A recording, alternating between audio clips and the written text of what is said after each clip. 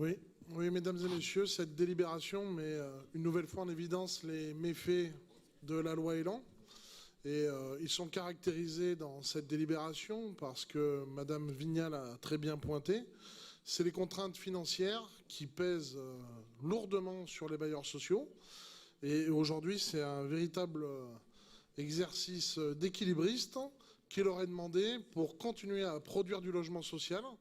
tout en ne dilapidant pas le patrimoine dont ils disposent. Et je pense que quand Madame Vignal dit l'objectif c'est de maintenir, voire développer,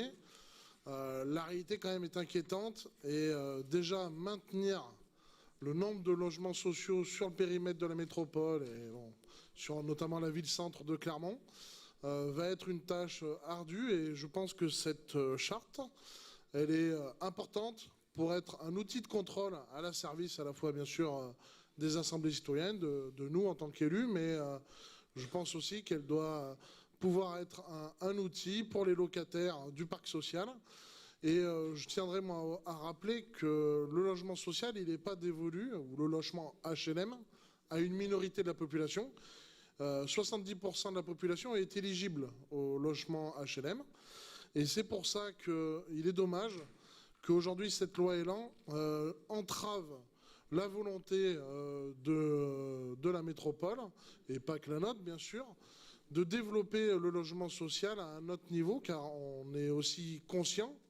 que les opérations de construction de logements sociaux qui sont menées sur nos territoires, c'est des opérations à forte valeur ajoutée sur l'aspect notamment énergétique.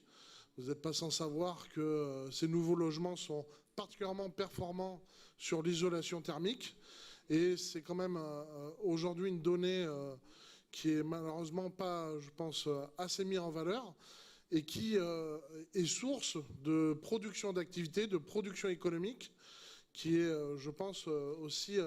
pas suffisamment prise en compte par l'État, par le gouvernement. Et